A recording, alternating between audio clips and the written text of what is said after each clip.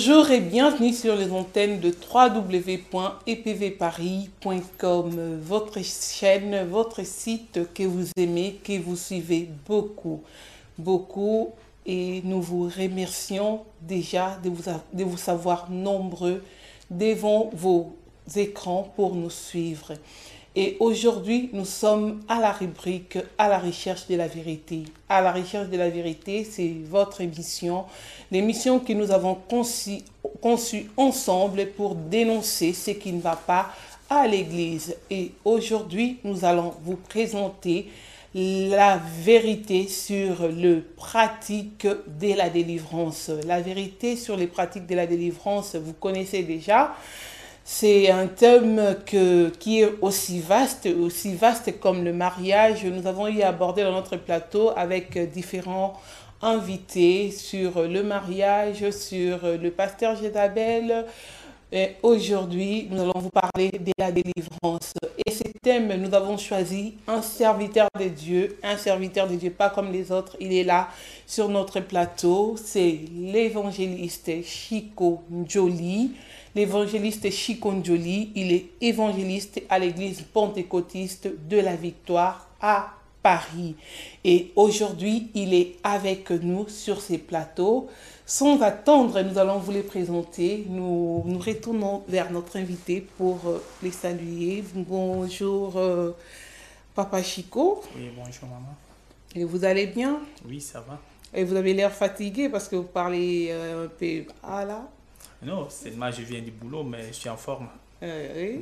Je suis en forme. Nous sommes dans la joie de vous recevoir dans notre plateau. Et Naibike Masolo Lelo, Eza Masolo, il y a délivrance. Ndenge to lakaka toujours na bato balandaka biso eza na bandeko ebele baza kolanda biso site na biso pe bakolinga bayeba yo ndenge bayebaki bandeko mosusu balekaki pe na plateau na biso lolenge moko tokolinga soki okoki ko mimonisa lisusu na ba téléspectateurs na biso na lolenge na yo ekozala malamu. Oui, merci maman, nzama pambola yo. Je crois que eza chaîne ya EPV Paris, mais on a besoin par-ci par-là. Donc, c'est-à-dire qu'à un moment où nous avons dans l'église, parce que sur l'église, je suis déjà connu comme serviteur dans l'église, mais je peux me présenter pour tous ceux-là qui sont peut-être en dehors de notre église afin qu'ils puissent me connaître. Donc, voilà, nous sommes Nazali, évangéliste, c'est la communauté à EPV. Voilà, donc, na banda vie chrétienne na Congo. Ça fait longtemps, je crois, 1996. J'ai été baptisé par l'apôtre Alpha Lushima, enseigné par l'apôtre Alpha Lushima. Et Dieu m'avait fait grâce pour que je puisse quitter le pays pour aller en Angola. Et là aussi, il y a une chapelle de la Victoire qui est EPV, aussi Luanda. J'étais sous la leaderance de notre papa, pasteur Georges Louis Mbaké Sali. Et après quelques temps, j'étais consacré par lui comme évangéliste. Donc voilà, et Dieu aussi m'avait fait grâce. Le même église qui est Chapelle de la Victoire, j'étais marié là-bas, baptisé là-bas, consacré là-bas. Et aujourd'hui, je suis à Paris. On travaille ensemble avec notre pasteur, le pasteur Costa Ifwanga. Voilà, donc comme la présentation, c'est ça. Merci Papa Chico, vraiment. Bandiko Bozana Nabiso, tout un évangéliste Chico Ana Plateau. Nous allons parler sur le thème de la vérité sur les pratiques de la délivrance. Évangéliste Chico, il est spécialiste en délivrance parce qu'il le fait bien, comme je le vois et je le sens. Il le fait déjà bien, c'est pourquoi nous l'avons invité sur notre plateau et il va essayer de nous parler déjà aujourd'hui. Papa Chico, ceux qui ont déjà koyebisa biso, déjà délivrance, ezali nini, litomba nini ezali na délivrance na kati ya vie ya mutu. Donc, na kati ya vie ya mutu, délivrance eza ko apporter nini na kati ya vie ya mutu, to nini toyeba déjà délivrance eza nini, pe eza ko apporter nini na kati ya vie ya mutu. Ok, merci. Donc, on ne peut pas parler directement de la délivrance sans d'abord dire que non. Ceux qui battent quelque part, trouver que la délivrance. Donc, pour parler de la délivrance, il faut que quelque part, peuple est bloqué, peuple est freiner. Et c'est partant de cela que on peut parler sur la délivrance.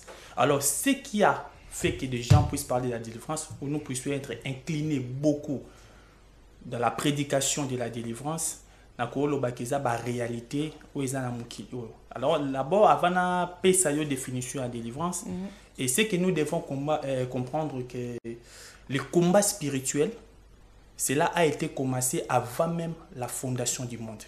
Donc, c'est le combat spirituel qui fait que des gens puissent être freinés et qui fait que nous puissions aussi conjuguer le verbe délivrer.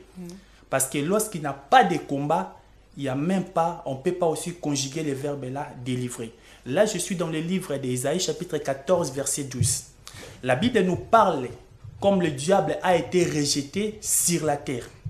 Le diable, je crois qui est Lucifer, il était le premier ange qui s'occupait de la musique. Alors la Bible dit qu'il disait dans son cœur, je monterai dans le ciel et je lèverai mon trône au-dessus des étoiles de Dieu et je serai semblable du Très-Haut. Et c'est partant de cela qu'il y avait eu le combat dans le ciel et le diable a été rejeté ici sur la terre. Bon, tant le diable qui est dans la terre, la Bible est là, c'est-à-dire que le combat où est likolo, c'est-à-dire que likolo bazaki délivré dans le combat. Pourquoi? Parce que le diable a été rejeté sur la terre. Donc likolo c'est là pe mabele mawanabino parce que le diable a quitté animé avec une grande colère. Donc c'est partant de cela que tout le monde a dit non, église, tout bat comme on a processus sur le diable. Parce que tant que le diable a quitté Nassé, c'était pas pour amuser avec les gens, mais il était descendu pour qu'il puisse freiner la vie des gens. Et comme la définition, la délivrance, c'est le fait de délivrer ou de rendre à la liberté. C'est-à-dire qu'on ne peut pas parler de la liberté sans peuple monde qui est en prison quelque part. C'est-à-dire que tant que tu n'as pas de délivrance, c'est-à-dire que tout le monde a peuple qui a une maladie, un esprit de mort, akangami kinumba, akangami na pauvreté. Donc on parle de la délivrance pour qu'il soit délivré na baliana ou ekangi.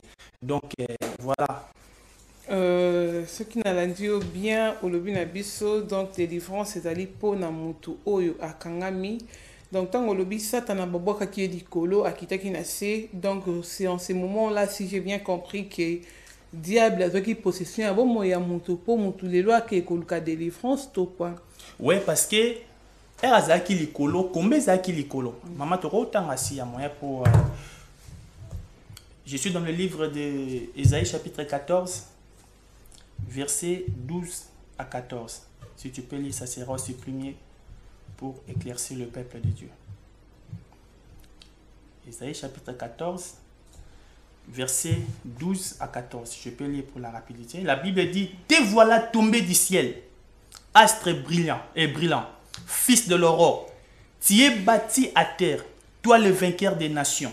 Verset 13. Tu disais à ton cœur: je monterai au ciel, je lèverai mon trône au-dessus des étoiles de Dieu, je m'assierai sur les montagnes de l'assemblée à l'extrémité du septentrion, je monterai sur les sommets de Nioué et je serai semblable au Très-Haut. C'est-à-dire que dans un moment où, lorsque diable comme nakoba abandé ko lula siko place nzamba bandé ko kipe azo bani ken awzala semblable na nzambe o akilanga na yo. Et c'est partant de cela que combat spirituel et bandaki. Autant combat spirituel et bandaki na sete et bandaki wapi likolo. Et lorsqu'il était commencé kuna likolo azala qui rejeté na se awa babwaka ki na se petant babwaka ki na se bible zo lo bani ni ke likolo sepe là. Parce que c'est partant de cela likolo zo ki kimia parce que combat et le moi qui na likolo et kita ki na se bible zo ki mawana nini na mabele et ndisco diable akiti on a ba ki non akita ki pour na amuser peuple était, mais il était descendu pour faire ses œuvres dans la vie des hommes. C'est-à-dire que pour envoûter, pour maudire, pour tuer, pour faire tout ce qui est. Papa na Bible c'est fait là ya ngwana nde sikoyo mutu na moment wana tant diable na se azui en prise sur l'homme nde mutu akomi na besoin de délivrance. Voilà parce que tant diable azaki na likolo na se awa je crois que amamvutime zala kiti. Mais lorsqu'il était descendu na mabele, c'est partant de cela que mutu akoma na posé à délivrance parce que diable akoma qui animé dans une grande colère pour na détruire bateau. Et c'est partant de cela mutu akoma na posé à délivrance. Sikoyo vraiment tolingi toyeba mutu aza na posa délivrance ayepa na bino ndenge nini mutu wana akozala délivré. Bon, normalement, ce mutu azana posé à délivrance, à quoi qu'il y a pas na bisoté. Mais ce mutu a posé à délivrance, faut akende pas nzambe.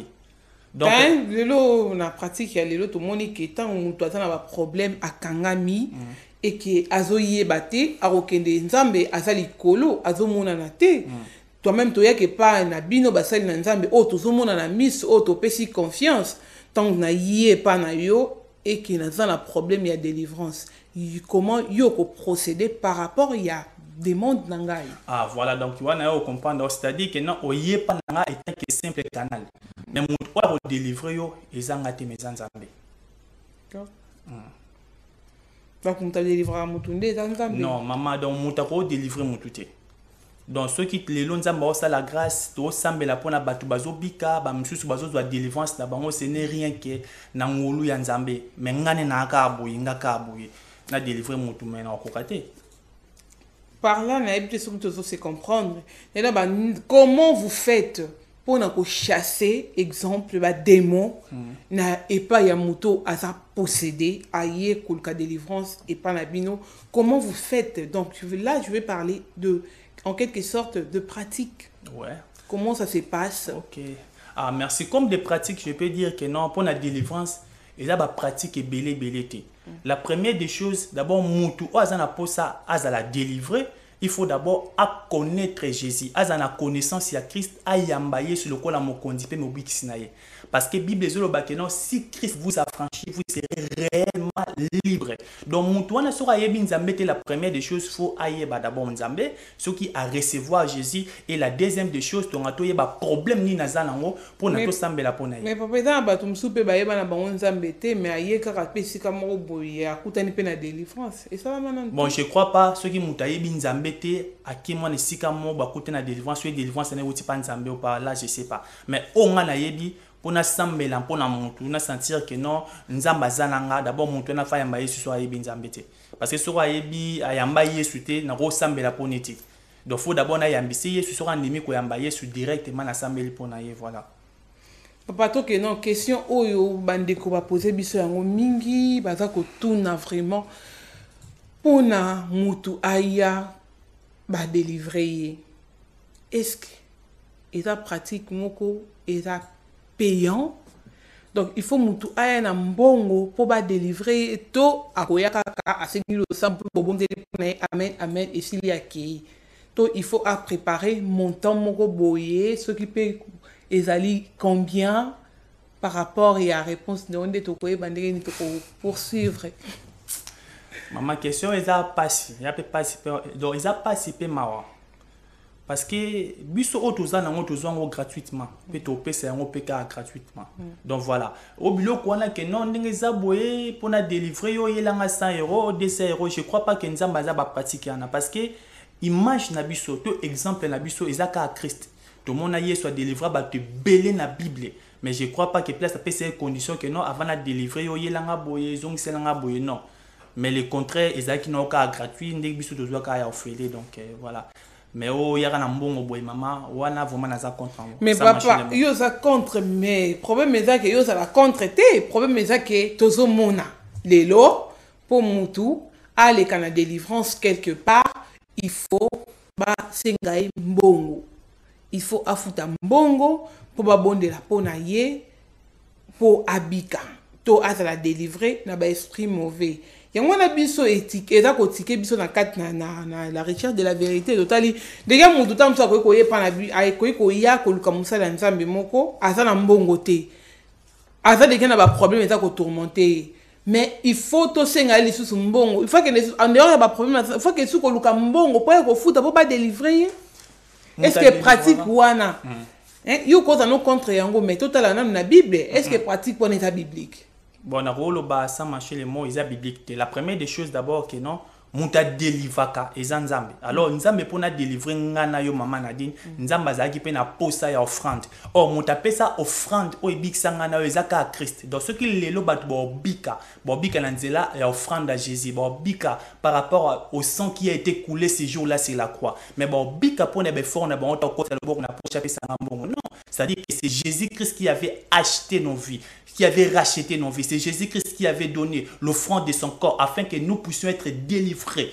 Donc c'est pas bon au pesa te salo délivrer. Non, wana vraiment non. Bon, wana soke sengami na ndenga ebandelité eza na ndenge msusu pe basengela ngo hein. Lokwa ndeni. Eza ko senga ngo na débité mais na suka tanga sa délivrer a ebisio non siko il faut yan na offrande moko po e pour na délivrance na yo po ndenge nini. Non bon. Eza ka ba demande. Non mais wana la robara med fois que non naza contre ngo moni ba offrande wana d'autres pas na robengo que non eza offrande et action de grâce au moto opesa ngo panzambe par rapport au loko nzamba. Mais est-ce qu'il faut pas obliger mutu apesa yango to mutu yemoko de fois da conscient ya oyo nzambe asaleli ye neti ngalelo na ye pa musala nzambe bondeli pour nga na biki. Tu le dis bien que, on le dit bien tout à l'heure là que yo mutozo big sangati nzambe mutabiki singa na canal na yo. Tant on a big singa na reconnaissance on a dans vis-à-vis nzambe o a big singa na canal na yo na résoudre na motema na ngai ne na offrande moko symbolique quelqu'un pour na pesa yo musala nzambe. Mais ezate musala nzambe yo muto singinga offrande wana. Donc voilà, bloko musu to mo do bloko musu ngani na yebeli peut-être sondo ki na ndanga okia osengo mbongo ke yelanga mbongo bo yelanga biloko boye pona sala boye mais elonga na yebi nzambe o abikisa biso mimi ngaza na posa motema. Donc ne mama na dino zo ba ke soko za na posa ya opesa offrande wana, c'est-à-dire que yo sepeli obi ke non nzamba bikisinga comme action de grâce nzambe yamba to zo offrande obimi na kati ya motema nanga ozo pesi nzambe. Mais sinon komi ko obliger yo maman Nadine a sambeli pona yo et maintenant tu es guéri, maintenant tu es délivré, il faut que tu me ramènes de l'argent. Wana vraiment franchement, donc c'est-à-dire que obiki nanzela ya Christité, obiki nanzela offrande à Christité, mais obiki ne nanzela na nganga na ki bo moto na ngane na biki sur. Or nzambe azana posé à sacrifice en mbongo na ote. Ezande le sang qui a été coulé ces jours-là sur la croix, yango ne mtenzamba azana posé na yango mona moment de délivrance, c'est la pratique belé que maman. Donc le diable a peur seulement le nom de Jésus. Donc c'est fini. Ba pratique belé tourna ça la boy na zong sa boy non. Donc et loko où est ça que ngano to za la délivrer. Ezaka la parole de Dieu, pe mutasa que ngano to za délivrer. Ezaka Christ. Donc si on a comme ko ebiso que yelanga boy ngani mna délivrer ça sur nzambete. Le long de moni le lo bat bata ba sentiment mingi mama. Yango zo mona bat mususu bazo tika manzela nzambe abi que non pas na nzamba sala raté na vana nga pourquoi ba kuta pe ba ventire belé. Mais c'est que je sais mutabik ça nzambe. Donc voilà. Merci papa Chico pour la réponse nayo. Mais tout ça qu'on continue na thème na biso. Siko yo question mosusu o pe bandeko batuna ki susu ezalaki kolito yeba. Quels sont les outils que vous utilisez pour la délivrance? Donc ce qu'on voit ça biso donc tant bo sala ba délivrance na bino na bozana besoin biloko nini, bozana besoin ya nini, ya singa moko boy, ya mai, ya kopo, ya nini. Biloko ba outil nini. Tebi que maçon pa tongandaku, bazana besoin ya ba boye, ciment, mabele nini. Tout ça. Si ko bino pe tangu na processus wana ya délivrance wana, bozana besoin ya nini. Bon, maman quant à moi, tout selon la lumière des Écritures, nous avons un poste à Christ. Nous avons un poste à Christ, nous avons un poste au monde. Et je vais te dire que biloko otoko luka wana o singa o mai. Maman, yeba mela mai. Bandoki to mona kana ba mela ba mai. Bazala pena ba singa na bandaku na bazala pena ba ouin na bandaku na bango. Or le diable n'a pas peur de ces choses-là. Mais le diable a peur seulement na kombo na Yesu. Mais papa Chico yebisa biso quand même bien que tu bi que ba bika na kombo Yesu mais yo do fungola biso te fungwama. Yebisa biso quand même biloko wana ba utilizaka. So yi ba utilizaka mafuta ba utiliza ngo pona nini? Ce qui va utiliser la mungwa, pona nini, ce qui pili, pona nini, to lingi quand même to yeba. Po okoti kabisuka likolo te. Bon, na rolo ba ke non babiloko o ba utiliser kana tellement ezan la Bible était. Na dit que monsieur peut-être azuma ya bwakeli mutu, azumungwa bwakeli mutu, azuma futa abwakeli mutu. Or ba mafuta wana, ba mai wana, ba mungwa wana diable azana père nangote et longa na yebi o diable banga ce n'est rien que le nom de Jésus parce que Bible zoloba donc na kombo na Yesu mabolongo nyonso ezofukama na se na likolo pe na se ya mabele pe mindoko nyonso ezotatola que Jésus Christ est Seigneur. Donc tant que tu parles na Seigneur, c'est-à-dire que la seigneurie de Christ, c'est-à-dire que kolo ya eloko, tant que Jésus Christ est Seigneur, aza kolo ya. Donc il babiloko wana vraiment. Et oui papa Chico, pour la monde de Yoso pombe la biso makambo. Pour babiloko ngo pesa na décret na ba décret hein. Pour ceux qui ont attend sous huile, wana les années sinon ba ceux qui va utiliser huile. Ce va pas kolo yango na elongi et ça na pris nango. Ce va pas kolo yango pe na kati ya nzoto. Pas pa kola pe na kati ya nzoto yo yebi que va pa kola pe na délivrer pe mutu foko pa kola pe mafuta na kati ya nzoto. Et donc, ce va pas qu'on peut na kata nzoto na prix nango, ce va pas qu'on na makole ça na prix nango, sikoyo. Ouais, maman, vraiment, selon la lumière des Écritures, je crois pas qu'il y ait bloqué dans la Bible ça. Nzamba salanga grâce, malgré na tanga Ancien Testament, nous sommes na tanga Nouveau Testament peut-être 3 fois. Ancien Testament, bon, de Genèse, ti na soukate, mais je crois qu'il y a tanga ngope mingi, mais na mona ba pratique on a été que non, ba longoli mutu bilamba. Babani ko pakola mafuta vraiment na moni ngotie wane ko biblo mususo moni lelo na robelo mo boye na kato banda mona ki mama mo basali sa batu quelque part papa mo boye batu baza assusté ba comme na biso na quatre église bani ko prophétiser ko ça blo rebelle mais c'est que moi je sais que délivrance ya solo evandika na kombo na Yesu donc ko tanga moi vexé mo bonabi ke ko sunga biso na bande ko bolanda biso donc dans un livre ya 1 Samuel chapitre 17 verset 44 pardon 45. Maman Soro autant en vous allez bien. 1 Samuel 17. 1 Samuel 17. 17. Verset 45.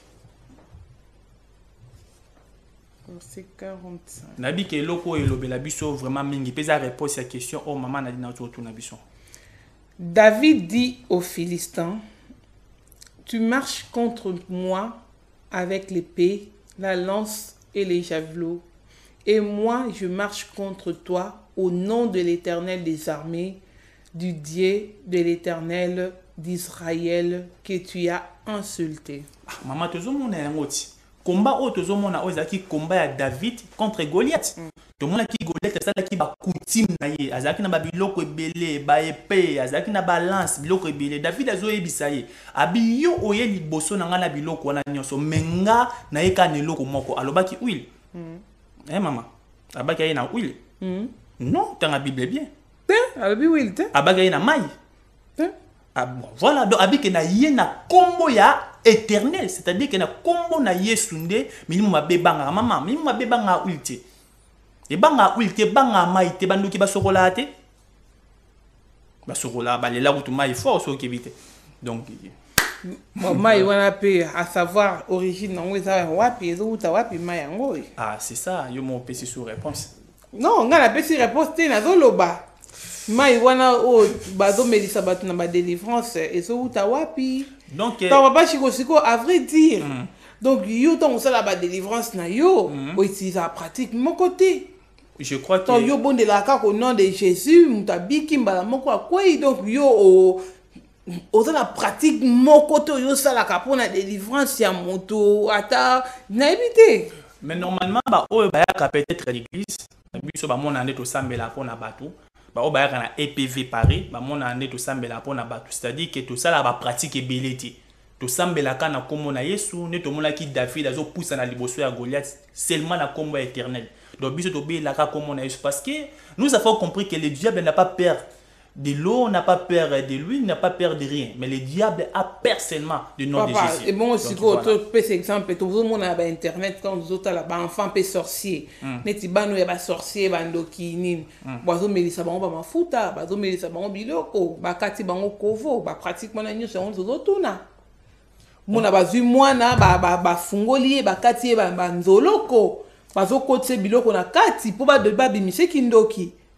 Non mais je crois pas que kindoki bimana manzoloko. Je crois pas parce que et là on a yebi d'abord kindoki c'est le mot d'abord et c'est fait moko beza spirituel.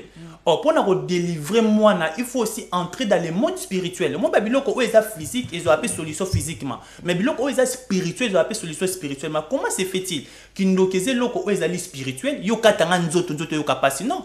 Et loko yo kapasi c'est l'esprit. Tant on délivre mon esprit na yende fo yo kapasi même manzoto. C'est pour kindoki eza pacte on dit ya makilat. Donc il faut quelques maquila et couler, bah mélanger on a bablo moko pour toi ça a délivré. Non mais wana nde sikopo na nga. Vraiment ba sikopo na yo bana wana tango bakata o ba manzoloko wana soki bakoti bango nini ba sosala bango ba nini wana. Pour na bana na bazala na bango délivré te. Bon, c'est la lumière des écritures basée délivré. Parce que nous n'avons pas de foi. Et là, on a c'est lui qui fait que nous puissions être délivrés. Ce n'est rien que Christ. C'est ça, banzolo ko anati. Et ça, Christ nous t'a osala que ngana yoto bika. Donc, banzolo ko n'a rien à voir aux autres. Ici, mutu n'a rien à voir. Parce que d'abord, c'est le monde spirituel. Donc, bon, il faut entrer dans le monde spirituel au moyen de la prière pour que l'enfant soit délivré. Bon, donc, toi, le fait de tout à boy, kindoki. Et quoi ça n'a pas délivré bako délivré ndokité bako délivré ndoki na ba nzela ba pour les loto toyo karake kindoki ndenge za neza musuni moko mutasi alia mutalia qui peut peut-être lipa et komi musuni OK sikoyo tangu bazo délivrer mwana wana o alia qui lipa komi musuni tozo mona ba pratique mususu bazo délivrer mwana penda bandi ko santa biloko ezokwea misuni ezakokwea ezakobima batie na sani bazoprésenter biso na baimage parce que baimage wana bon tokoki kotiango te prochainement peut-être tokolakisa baimage wana batie mpenza basani mwana aza kobimisa biloko soit disant ke nabimisi kindoki bon bapratique wana mama bon nakopesaka exemple ya il y a des comment y soit délivré qui est autant à sima mais ba pratique moi d'abord dans le bon mettre fois kindoki eza eloko o ezali d'abord spirituel tant au pesi moi na lipa joie tant aller lipa wana mutu et se matérialiser et lati molimo donc eza musuni mais et lati molimo bandi ko sala misala na vie ya mwana wana eloko wana eza physique donc eza eloko apesi physique mais et komi molimo lipa na roliango et si na nzoto c'est fini. Mais si vous lipande bon lipande que ndako bongo musuni na kati nzoto bon musuni parce que tant bon musuni déjà sur physique te maman et comme directement spirituel mais pourquoi le godaki lipe que bongo na musuni na kati nzoto yo mo ate eza makamoko yango ce que to donc c'est bongo na kati nzoto donc comme na kati nzoto mutu yango pour moi j'ai dit na ba public o bazolanda biso na ba question na pona ba moni ke mutu ko no za délivrer na kindoki te ndoki soka saleki musuni na kindoki akufa kaka ndoki ah non non mama zane lo monte on nzambe alemba manango donc nzambe pona délivrer mutu esenga ba exercice beleti ni na lo baka le problème c'est quoi mutandi makenzamba capable de faire quelque chose na vie na c'est fini donc tant mon kindo kezelo koza spirituel donc tant koza spirituel wana c'est-à-dire tant to bonde la pona ngo to kotipe na monde spirituel to sambe la pona yango alors ba effet wana o asandi musuni moko boye asali boye je sais pas mais na yebite na esala melangate mais je sais pas si c'est normal ou pas mais selon la lumière des écritures banda ko délivrer batuna non na sanda musuni tala sang que musuni kindoki yango non mais c'est que moi je sais outi na wana ndaka bango habité yango tala na bimaki nga na butu tango sambela ke bimaki ngai maman eza d'abord likamo na lo ba mille fois eza d'abord spirituel ce musuni ale ko bima et obima spirituellement c'est comme physiquement boye nga na bité ke za bongo pas mais nga na mona ngoti ke non à l'accent donc kindoki yango non to bondeli nzamba sali ngolu na ye mutabiki bato ba ko déranger na butu bazo ya susté tout autour na ye comme na moto ezopela ndoki ba ndoki ba ko suko pousse anti pour ba bimisa ye donc voilà c'est ça mais babilo ko na ngana benga on ke non ezande ko ya pourquoi ba trafic ko bangisa bato ba trafic ko bangisa bato ko kata manzolo ko babilo ko belé maman c'est moi tout temps dans le livre ya Marc chapitre 1 et pardon chapitre 5 verset 1 tina 13 mais pour n'attendre autant à 13 malamoko tout au ban na 10 to kita dans Marc chapitre 5 verset 1 tina 13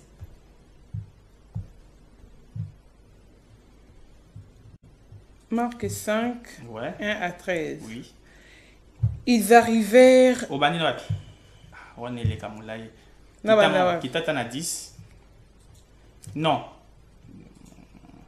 bon banana 9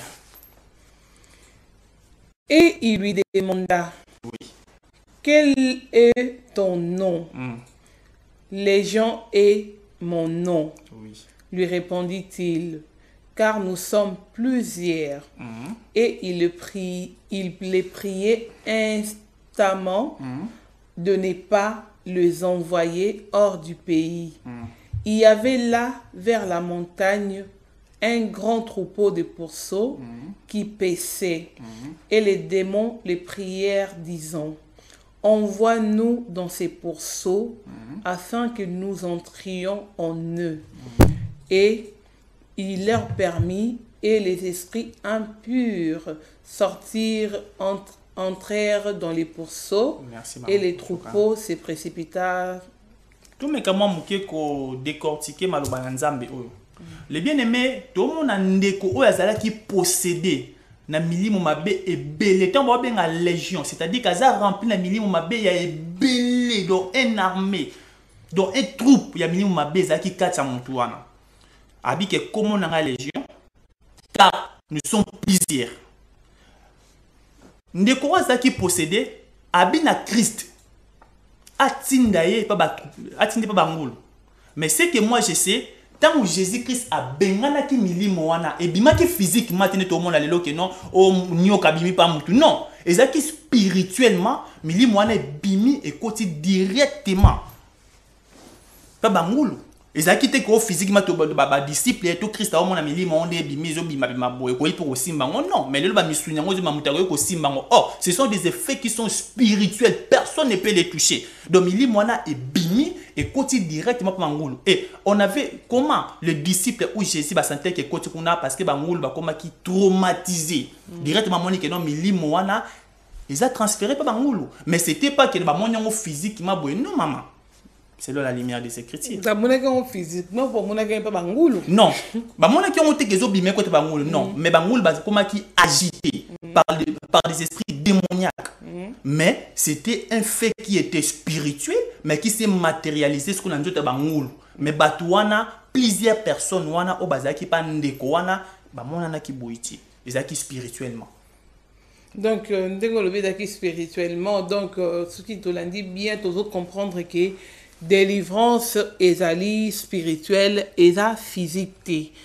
Donc ce qui siko papa, donc pour na yo nde to monaka bapakoli mutu mafuta bakotse liboko na libumu ligoro de bimi babeti liboko na mukongo nzete moko soki tonge bimi to to moni pe misusu mama moko boye na tele na ba site na biso to moni ye azo chape na munoko akangio na munoko abendi penza boye abendi tanga abendi boye abimisi mobulu moko boye o abimisi loko mona kata nzoto nao siko to lo ba pratique wana eza nango ya kindoki to eza ya ndenge nini parce que bibliquement parlant yo so biso kezalité.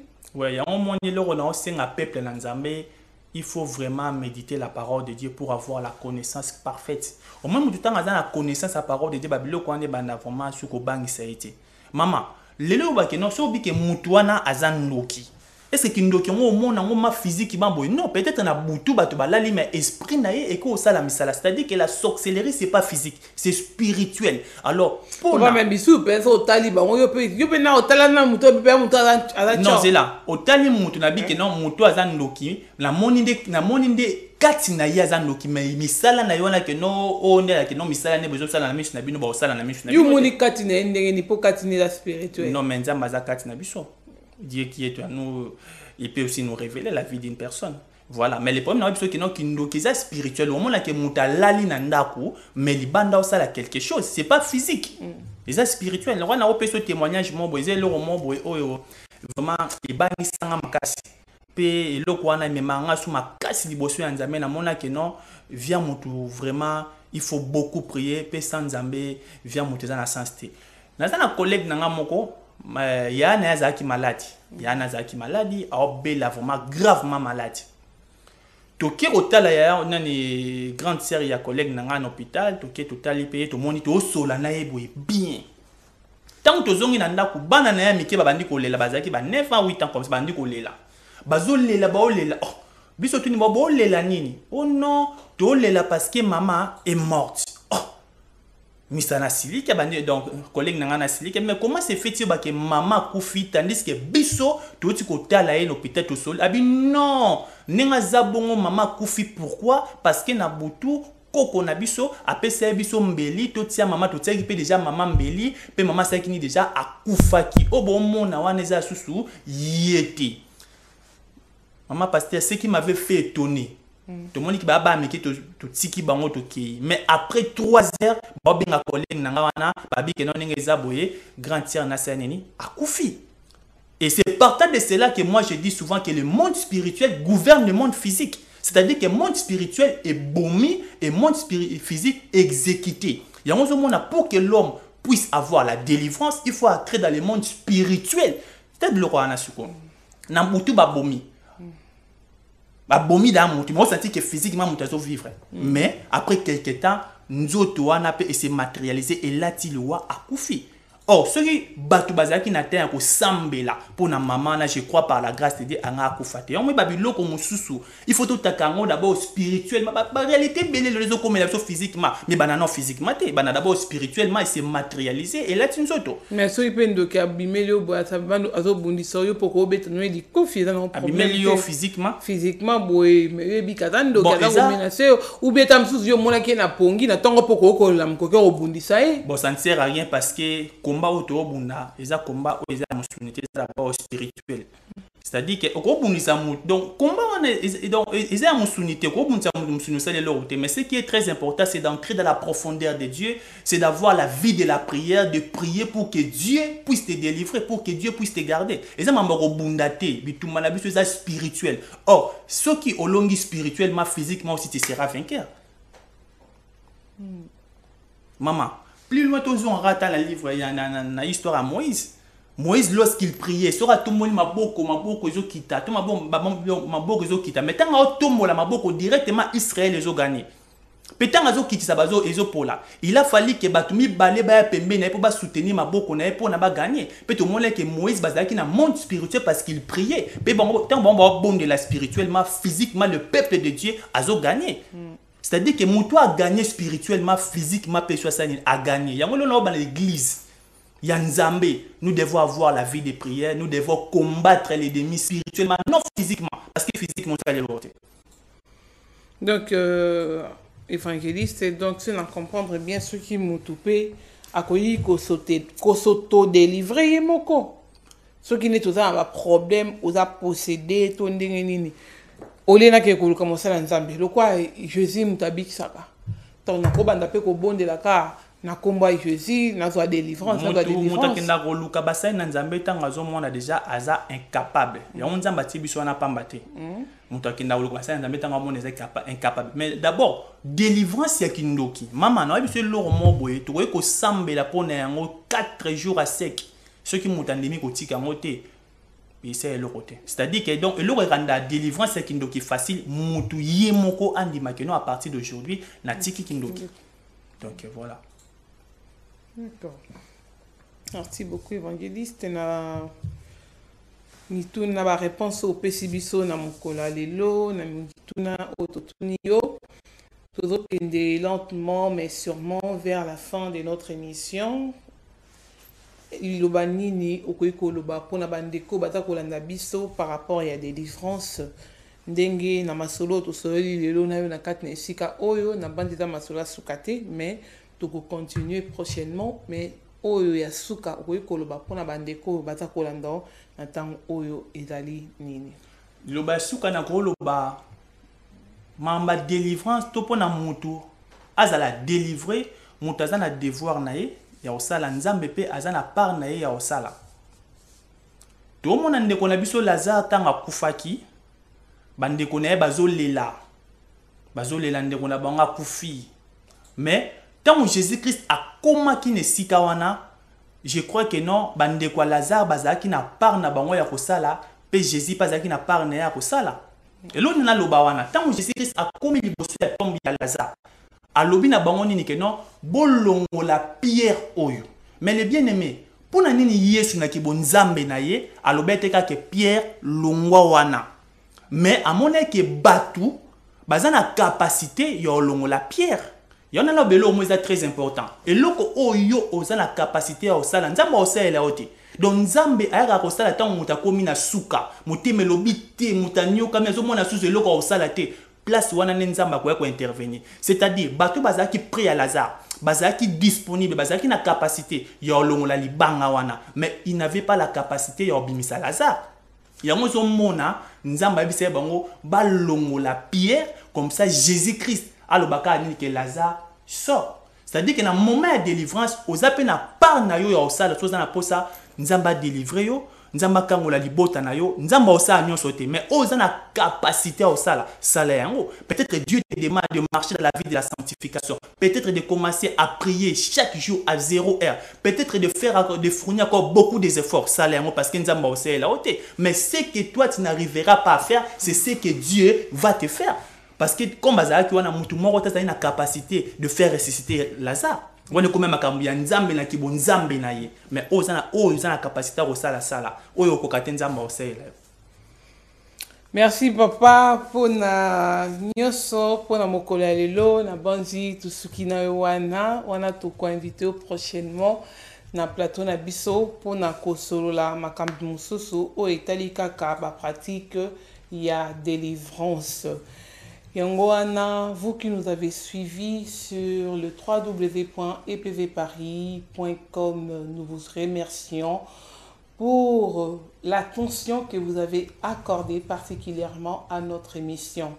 Merci pour na bino sobuzo na kat na banda kuna bino tika nzombe a pambola bino tosololi lelo ba pratique ya délivrance na évangéliste Chico. Là il a parlé alobi mutu akoki kozala délivré kaka soki ye moko afongoli motema na ye pe aye koluka nzambe pe akobika. Soki mutu afongoli motema na ye te ezali pratiquement pasi pona mutu abika. Et puis eza pareil pona bandoki pona banini tomoni ba pratique oyo nyonso tozali komona na ba site na biso to na ba église na biso lelo ba pratique ya ba délivrance musu ezali kosalema na ba mafuta na ba mai pona évangéliste Chico amonike ba pratique wana ezali biblique te.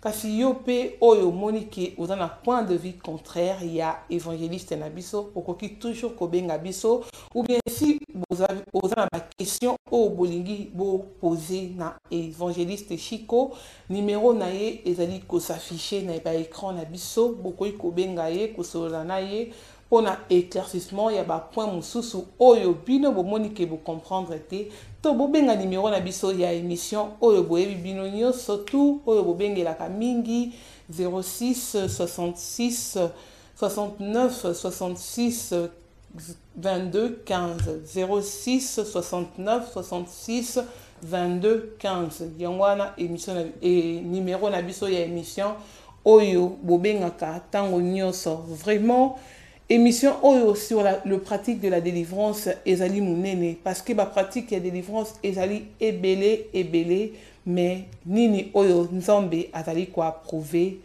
bino moko botuna esprit ya nzambe et ko révéler bino pona lelo tomoni tosuki na bino wana mais toza toujours ko remercier bandeko balandaka biso bandeko baza kosunga biso na kati na mosala oyo bisika nyonso bozali na ba mikili nyonso na Angola na Congo na Afrique du Sud na Autriche na Canada na États-Unis na Allemagne na Belgique na France partout et bisika boza kolanda biso na site na biso to pesi bino vraiment merci pe to sengi bino toujours bon continuer kolanda biso pe to bosanité équipe technique na biso oyo eza kosunga biso pona ko présenter bino mosala oyo malamu oyo tozali kotalisa bino tango nyonso oyo ezali bandeko na biso papa Constant ye oyo avandi na réalisation ya émission oyo na makambu nyonso boza komona et puis na caméra tout na bandeko na biso to travailler na bango ezali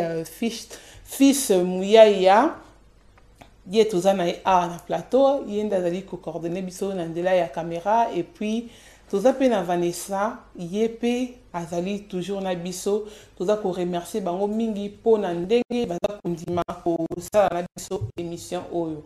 Merci, merci. Nabino nyonso boza kolanda biso.